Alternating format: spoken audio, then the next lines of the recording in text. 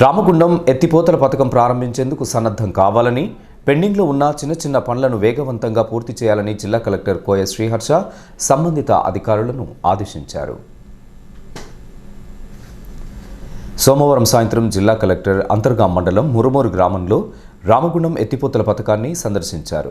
ఈ సందర్భంగా కలెక్టర్ మాట్లాడుతూ, చివరి ఆయకట్టుకు సాగునీరు అందించేందుకు 70 కోట్లతో చేపట్టిన రామగుండం ఎత్తిపోతల పథకం పనులను దాదాపుగా పూర్తయ్యాయని, పెండింగ్లో ఉన్న చిన్న పనులను 2 వారాలలోగా పూర్తి చేసి ప్రారంభోత్సవానికి సన్నద్ధం చేయాలని కలెక్టర్ ఆదేశించారు.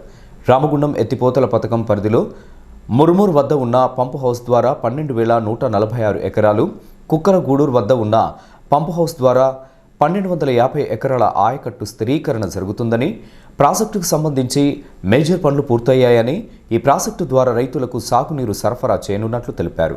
పెండింగ్ పనులు పూర్తయిన వెంటనే మంత్రి సమయం తీసుకుని ప్రాజెక్టు ప్రారంభోత్సవానికి చర్యలు చేపట్టాలని కలెక్టర్ తెలిపారు.